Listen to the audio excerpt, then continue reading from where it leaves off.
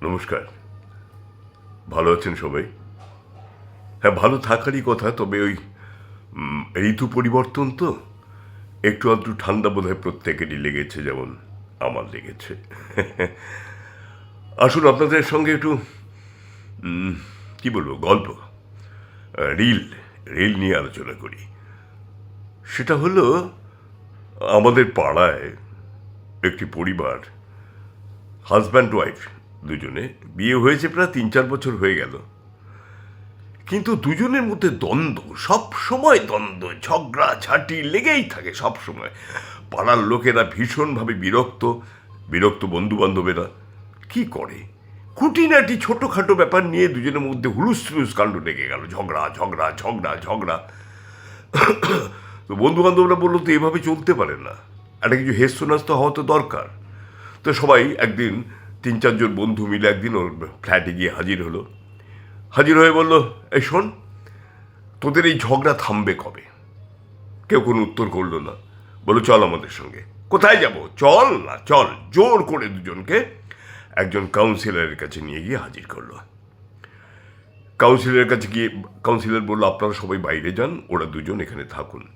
বললো, ঠিক আছে, দেখুন ডাকু, একটু ভালো করে দেখুন তো কি হয়েছে এদের, সার্বক্ষণ খালি ঝগড়া ঝগড়া ঝগড়া, আমাদের আর ভালো লাগে না। বললো, ঠিক আছে, আপনারা যান, আমি দেখছি।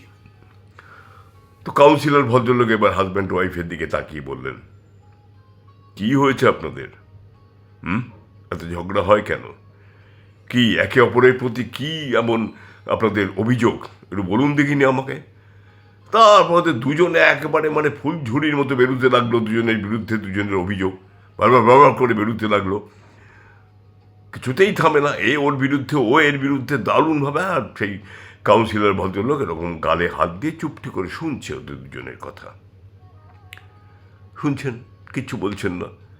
খানিকক্ষণ পরে ওরা দুজনেই একটু শ্বাস নিল। বলল, ডাক্তারবাবু, আমাদের একটু জল খাওয়ান। বলে, হ্যাঁ, নিশ্চয়ই নিশ্চয়ই।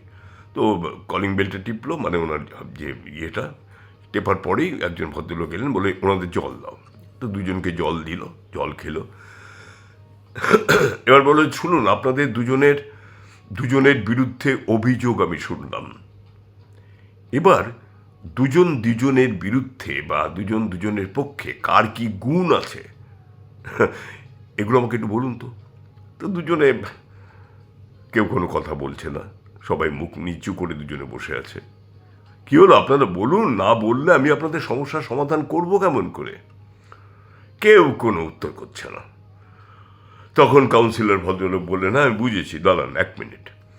বলে উনি ড্রয়ার থেকে দুটো বড় বড় কাগজ বার করলেন, দুটো কলম বার করলেন, বার করে ওদের দুজনের দিকে এগিয়ে দিলেন। বলে, আপনারা লিখুন, লিখুন আপনারা। এবারে দুজনে মাথা নিচু করে দুজন দুজনের সম্পর্কে লিখতে, আপনি লিখবেন হাজব্যান্ড সম্পর্কে, আর হাজব্যান্ডকে বলল, আপনি লিখবেন আপনার ওয়াইফ সম্পর্কে। কি কি গুণ ওনার মধ্যে আছে, দুজনের গুণ সম্পর্কে লিখুন। তা লিখলো, বেশ খানিকক্ষণ ধরে দুজনে লিখলো। লেখার পরে এবারে কাউন্সিলর ভদ্রলোক বললেন, এবারে হাজব্যান্ডকে বললেন যে আপনার কাগজটা আপনি আপনার মিসেসকে দিন, আর মিসেসকে বললেন আপনার কাগজটা আপনি আপনার হাজব্যান্ডকে দিন। আপনারা পড়ুন, নিজেরা নিজেদের মতো করে পড়ুন চুপচাপ। তো ওরা পড়তে শুরু করলো। পড়তে পড়তে পড়তে পড়তে হঠাৎ দেখা গেল যে দুজনের চোখে কিরকম একটা জল দেখা গেল। দুজনের চোখে জল, মানে দুজনে হাউ হাউ করে কাঁদছে। কাউন্সিলর ভদ্রলোক বলল, কি হলো, দেখি কাগজ দুটো আমায় দিন। সে দেখলো যে দুজন দুজনের সম্পর্কে ভূয়সী প্রশংসা করেছেন। একে কাঁদতে কাঁদতে একে অপরের দিকে তাকালো, অঝরে কাঁদছে। বললো, আপনারা নিজেদের ভুল বুঝতে পেরেছেন তো? বললো, হ্যাঁ ডাক্তারবাবু। বলে, হাজব্যান্ড ওয়াইফের হাতটা জড়িয়ে ধরলো, ওয়াইফ হাজব্যান্ডের হাতটা জড়িয়ে ধরলো, ধরে বললো, চলো আমরা বাড়ি যাই, এমন ভুল আমাদের আর কখনো হবে না, চলো চলো। বলে দুজনের গলা জড়িয়ে ধরে বাড়ির দিকে রওনা হলো।